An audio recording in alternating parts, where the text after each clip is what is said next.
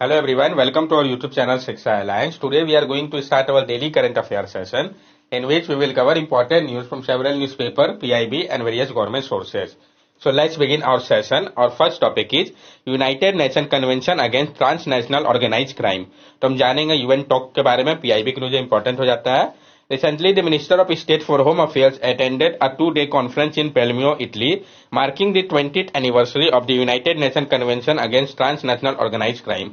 अभी हाल ही में minister of state for home affair ने अटेंड किया था, जो 2 दिन का कॉन्फ्रेंस हुआ था आपका कहाँ पे, तो पेलेर्मो इटली पे, जो कि आपका 20th एनिवर्सरी हुआ था United Nation Convention against transnational organize crime का.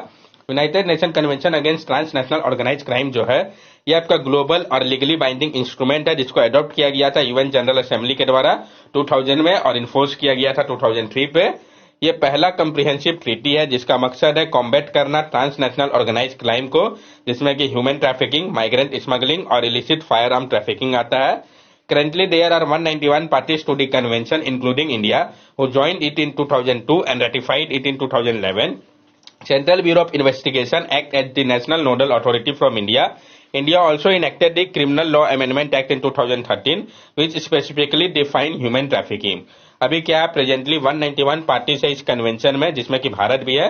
भारत ने ज्वाइन किया था इसको 2002 पे और रेटिफाई किया था 2011 पे.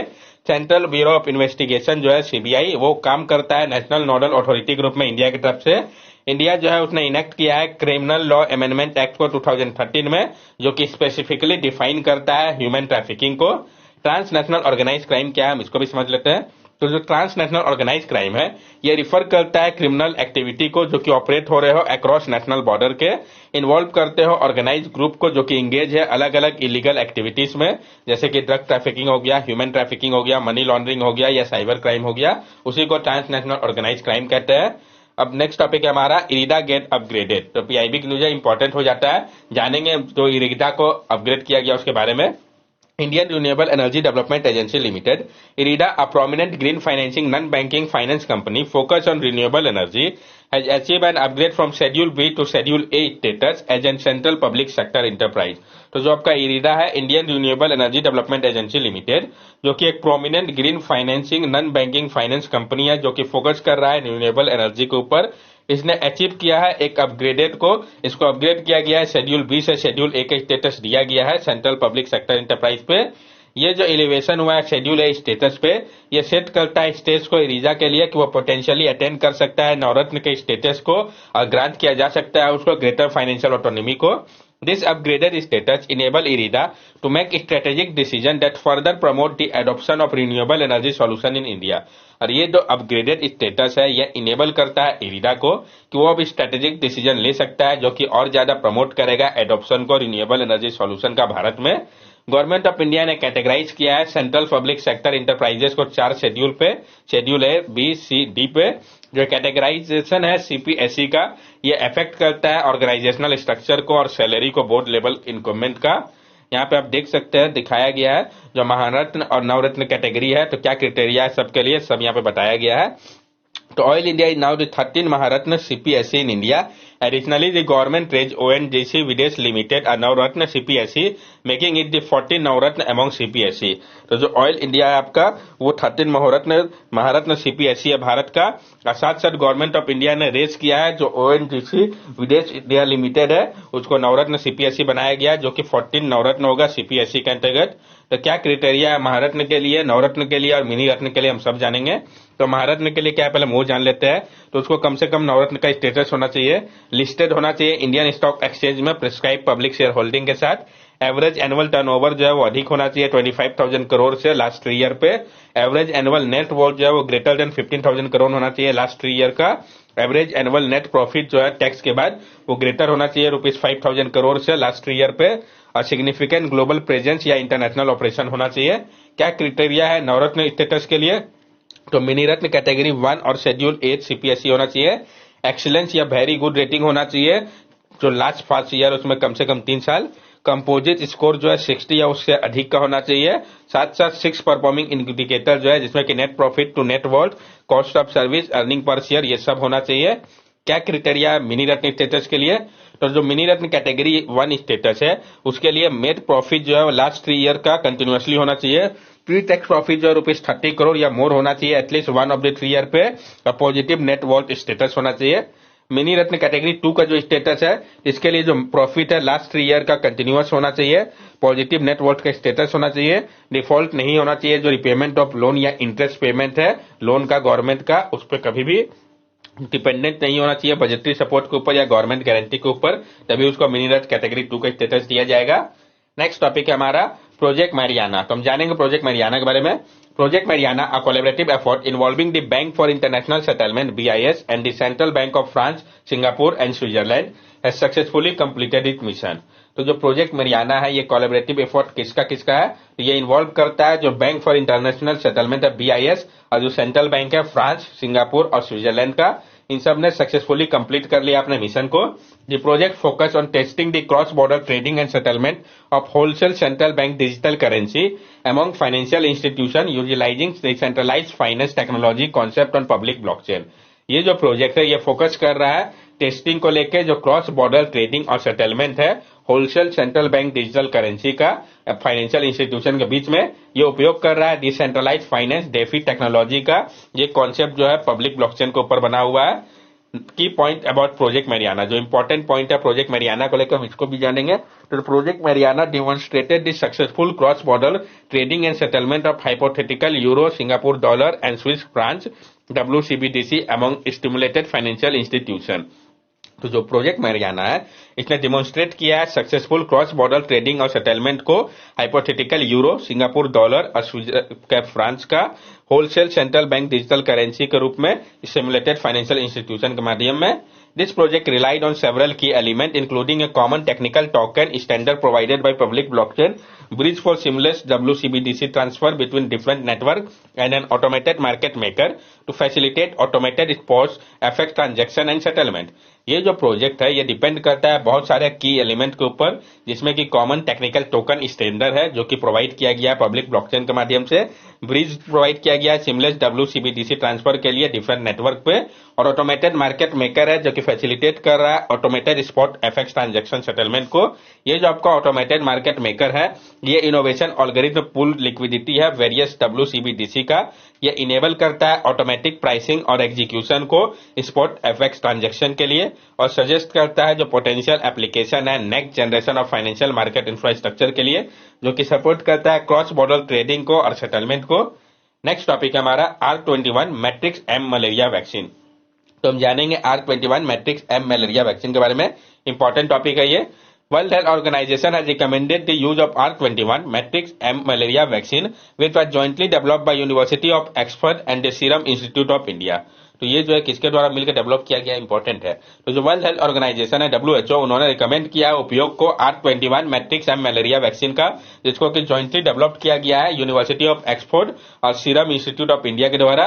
क्या इंपॉर्टेंट पॉइंट है इस डेवलपमेंट को लेके? The recommendation is based on pre-critical and clinical trial data showing good safety and high efficacy in 4 countries with both seasonal and perennial malaria transmission। ये जो रिकमेंडेशन है ये बेस्ड है प्री क्लिनिकल और क्लिनिकल डाटा के ऊपर, जो कि प्रोवाइड कर रहा है गुड सेफ्टी हाई एफिकेसी को 4 कंट्रीज में, दोनों ही सीजनल और पेरिनेलियल मलेरिया ट्रांसमिशन को लेके। Malaria is a disease that claims the life of over 500,000 people each year, particularly affecting vulnerable population। Malaria एक डिजीज है जो कि क्लेम करता है लाइफ 500,000 से अधिक पीपल का प्रत्येक साल, पार्टिकुलरली ये अफेक्ट करता है वल्नरेबल पॉपुलेशन को।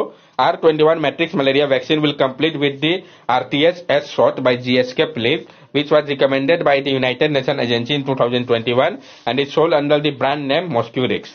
जो R21 matrix M malaria vaccine है जिसने कंप्लीट कर लिया अपने RTS शॉट को GSK Plif के माध्यम से, जिसको रिकमेंड किया गया है यूनाइटेड नेशन एजेंसी के द्वारा 2021 पे, और इसको बेचा जा रहा है जो ब्रांड नेम है मॉस्क्यूरिक्स के नाम पे। तो मॉस्क्यूरिक्स क्या है, डायरेक्ट क्वेश्चन फ्रेम होगा तो भी आपको पता होना चाहिए, या R21 और मैट्रिक्स M क्या है ये आपको पता होना चाहिए। मलेरिया जो है वो लाइफ थ्रेटनिंग डिजीज है जो कि आपका पैरासाइट के कारण होता है। तो किस चीज के कारण होता है ये पता होना चाहिए, जो कि स्प्रेड करता है बाइट के कारण इन्फेक्टेड मॉस्किटो का। क्या सिम्टम्स है मलेरिया का? तो फीवर, फैटिक, वॉमिटिंग, हेडेक और शेकिंग चिल्स। मलेरिया जो है ये मेजर ग्लोबल हेल्थ इश्यू है, जिसके कारण 6 लाख से अधिक डेथ प्रति एक साल होता है और सिग्निफिकेंट नंबर जो विक्टिम्स का वो चिल्ड्रन है अफ्रीका के, जो सबसे ज्यादा विक्टिम है। यहाँ पे आप देख सकते हैं ये बाइट है इन्फेक्टेड मॉस्किटो का, जो कि ट्रांसमिट कर रहा है मलेरिया को। जो पैरासाइट है वो ट्रेवल करता है लीवर पर, जहां पे वो लाई करते हैं डोरमेंट यूजुअली 10 डेज तक या 4 वीक तक। पैरासाइट जो है लिव करते हैं लीवर को, इन्फेक्ट करता है रेड ब्लड सेल्स को। यहाँ पे मलेरिया साइन और सिम्टम जो है वो डेवलप होने लगता है। मलेरिया जो है ट्रांसमिट होता है अनइफेक्टेड मॉस्किटो से भी, जब ये बाइट करता है किसी वैसे को जिनको डिजीज है। ये जो मॉस्किटो है स्प्रेड करते हैं मलेरिया को दूसरे ह्यूमन को भी। नेक्स्ट टॉपिक हमारा कैलिप्सो मिशन। तो डायरेक्ट क्वेश्चन फ्रेम किया जा सकता है कि ये किस कंट्री का मिशन हुआ, क्या है। तो NASA has announced the conclusion of it CALIPSO clouds aerosol lidar and infrared pathfinder satellite observation mission which analyze climate weather and air quality for 17 year. NASA ने अनाउंस किया है कंक्लूजन को अपने CALIPSO cloud aerosol lidar and infrared pathfinder satellite observation mission का, जिसने analyze किया था climate weather और एयर क्वालिटी को 17 ईयर्स के लिए। कैलिप्सो को लॉन्च किया गया था ज्वाइंटली नासा और फ्रांस के CNES के द्वारा, जो कि उपयोग कर रहा था lidar light detection and ranging technology का। ये रिकॉर्ड किया ओवर 10 बिलियन मेजरमेंट को और जनरेट किया थाउजेंड्स ऑफ साइंटिस्ट रिपोर्ट को। This mission involved two satellites, Calypso and CloudSat, which were launched in 2003 and orbited the Earth in a sun synchronous orbit. और जो mission है आपका calypso mission, ये involve करता है 2 सैटेलाइट को, एक है आपका कैलिप्सो और दूसरा है क्लाउडसैट, जिसको लॉन्च किया गया था 2003 पे और ये ऑर्बिट किया था अर्थ के सन सिंक्रोनस ऑर्बिट में। They measures cloud attribute and various atmospheric particle properties such as dust, sea salt, ash, spot. This observation contributed to sophisticated model to understand complex atmospheric process, including cloud formation, atmospheric convection, precipitation and particle transport. ये जो है measures करता है cloud altitude को अलग अलग atmospheric particles property पे, जैसे कि डस्ट, सी सॉल्ट, एश, स्पूट हो गया। ये जो ऑब्जर्वेशन है इसने कंट्रीब्यूट किया सोफिस्टिकेटेड मॉडल पे, ताकि समझा जा सके कॉम्प्लेक्स एटमॉस्फेरिक प्रोसेस को, जो कि इंक्लूड करता है cloud formation, atmospheric convection, precipitation और पार्टिकल ट्रांसपोर्ट को। एक जो नोटिफिकल एप्लीकेशन है कैलिप्सो डाटा का 2020 के ऑस्ट्रेलियन वाइल्ड फायर के दौरान था, जब इसने ऑब्जर्व किया था स्मोक के ब्लम को, जो कि राइज कर रहा था एज हाई एज 15 से 20 किलोमीटर अबव अर्थ सरफेस तक, जो कि स्ट्रेटोस्फीयर तक पहुंच गया था। नेक्स्ट टॉपिक है हमारा India NavIC will now be supported by made in India chipset. Bharat का जो नेविक है वो अब सपोर्टेड होगा मेड इन इंडिया चिपसेट के माध्यम से। पीआईबी का न्यूज है, इंपॉर्टेंट है, हम जानेंगे। पहली बार जो चिपसेट होंगे वो कैपेबल होंगे कि वो रिसीव कर पाएंगे, प्रोसेस कर पाएंगे सिग्नल को इंडिया के इंडिजिनस नेविगेशनल सिस्टम नेविक के मदद से, जिसको डिजाइन और मैन्युफैक्चर किया गया है इंडिया में ही इंडियन कंपनी के द्वारा।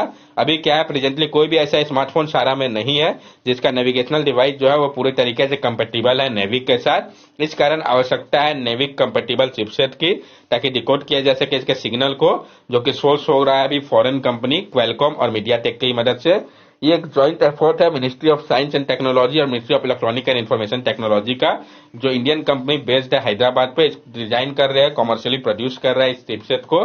नेविक जो है, जिसको हम जानते हैं नेविगेशन विद इंडियन कॉन्स्टलेशन के नाम से, ये आपका कॉन्स्टलेशन है 7 सैटेलाइट का, जिसको ओन्ड और ऑपरेट किया जा रहा है भारत के द्वारा।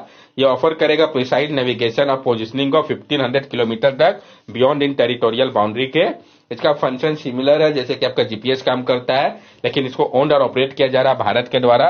ये कवर करेगा पूरे भारत के सब कॉन्टिनेंट को और पोजिशनल एक्यूरेसी जो है इसका 5 मीटर तक होगा, जो कि सरपास कर देगा जीपीएस को। जीपीएस का 15 से 20 मीटर है, मतलब इसका जो है वो और ज्यादा पोजिशनल एक्यूरेसी अच्छा होगा।